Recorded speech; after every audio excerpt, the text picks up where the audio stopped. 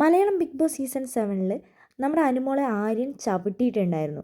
അതിനുശേഷം അനുമോൾ ഒന്നും പ്രതികരിച്ചൊന്നുമില്ല.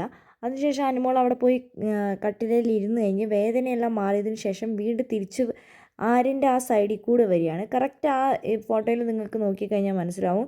കറക്റ്റ് ആര്യൻ എങ്ങനെയാണ് പെട്ടി വെച്ചിരിക്കുന്നത്, അവിടെ തുണികളെല്ലാം ഉണ്ട്. അവർക്ക് അങ്ങനെ തന്നെയാണ് വരാൻ പറ്റുള്ളൂ.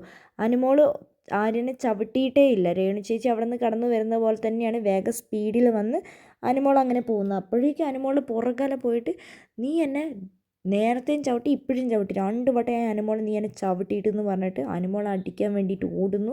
ആ സമയത്ത് ജിസേലെടുത്ത് പൊക്കി മാറ്റി വെക്കുന്നു. അതേപോലെ ശരത്ത് കയറി നടുവിൽ നിൽക്കുന്നു. നീ അവളെ തല്ലിക്കഴിഞ്ഞ് ഈ ബിഗ് ബോസ് വീട്ടിൽ നിന്ന് പുറത്ത് പോകേണ്ടി വരും. നിൻ്റെ ദേഷ്യം നീ കൺട്രോൾ ചെയ്യുന്ന ജിസേലും അതേപോലെ ശരത്തൊക്കെ പറഞ്ഞ് മനസ്സിലാക്കി കൊടുക്കുന്നുണ്ട്. എനിക്കതൊന്നും ഒരു പ്രശ്നമേ അല്ല, അതെന്നെ ബാധിക്കുന്ന ഒരു പ്രശ്നമല്ല, പോകണ്ട വന്നാൽ പോകുന്നൊക്കെ പറഞ്ഞിട്ട് ആര്യൻ അവിടെ കിടന്ന് പറയുന്നുണ്ട്. 2 വട്ടമായി ചവിട്ടുന്നു, ഇവിടെ ക്യാമറ ഉണ്ടല്ലോ, ക്യാമറ കണ്ടിട്ടുണ്ടാവും എന്നൊക്കെ പറയുന്നുണ്ട്. അപ്പോൾ ജിസേൽ പറയുന്നുണ്ട് നീ ഒന്ന് മിണ്ടാണ്ടിരിക്കും, നീ ഒന്ന് ശാന്തനാവ്, സാരമില്ല എന്നൊക്കെ പറഞ്ഞ് ആര്യൻ അവിടെ ആശ്വസിപ്പിച്ചുകൊണ്ടിരിക്കുകയാണ്.